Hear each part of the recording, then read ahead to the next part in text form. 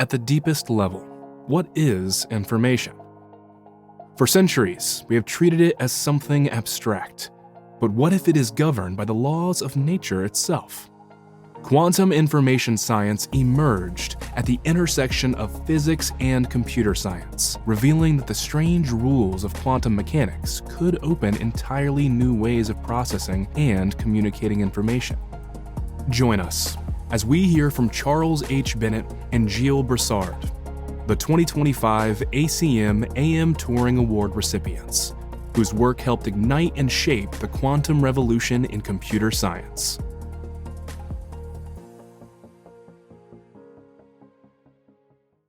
In 1979, I was in San Juan, Puerto Rico, minding my own business at the beach swimming, when this perfect stranger swims up to me and starts telling me that a friend of his, Stephen Wiesner, knows how to use quantum mechanics to make unforgeable banknotes.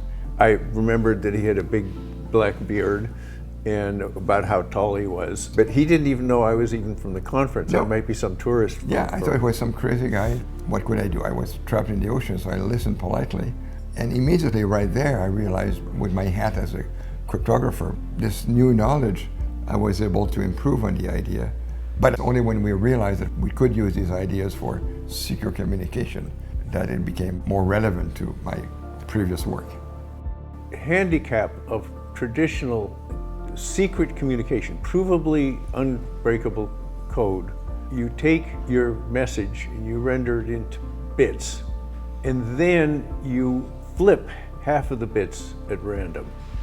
If you have previously communicated to the receiver which bits you're going to flip, he can unflip them and it becomes a perfectly secure communication.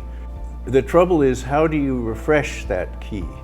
Or how do you get one if you're already separated and can only talk over a public channel?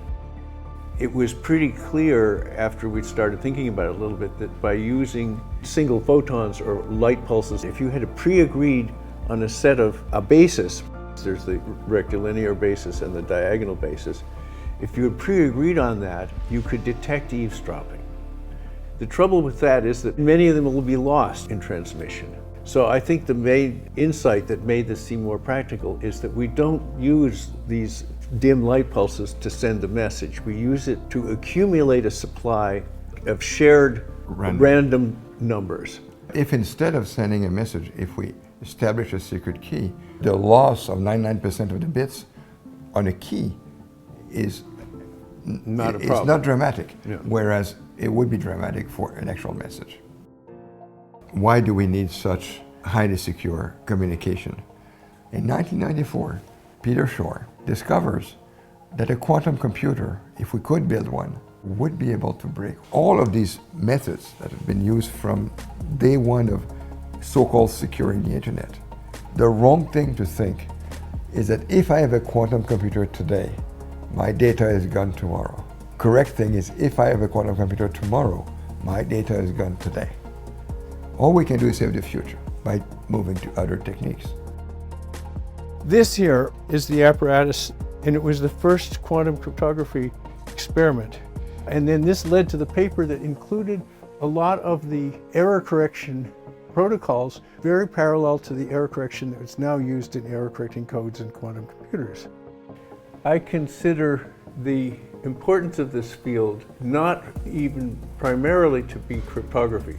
What started off with a cryptographic discovery and then through our work on teleportation showed that entanglement is a quantifiable and useful resource separate from classical information. Quantum teleportation is not meant to teleport people. All right, so it's not Star Trek. But the other thing that most people don't understand is if I have two entangled particles, and if I do something here, it will change the state of that one instantaneously. It is not, as Einstein disgruntledly called it, action at its distance. It's surprisingly strong correlation it is, which has no communication capacity. So in order to have a communication capacity, it needs a classical link. And in order to resist copying, it needs the quantum link, which proceeds via entanglement, which is exactly a quantum link that lacks the communication capacity. To a very large extent, what made it possible for us to start this new field, quantum information, was the cross-fertilization or the encounter of physics with computer science. Things that were essentially mathematical but left out by Turing and Shannon and von Neumann. He failed to make these connections that Wiesner started and we continue to make. And the surprisingly elegant and beautiful theory of quantum information, which has led to insights in many areas of physics. As Feynman said, the world is quantum, so if we need to understand it, we need quantum computers to do it. I think they will add to our ability to predict and simulate nature. Quantum theory is, in fact, beautiful and extraordinarily simple. And there's no mystery. It's counterintuitive, yes, but it's so nice.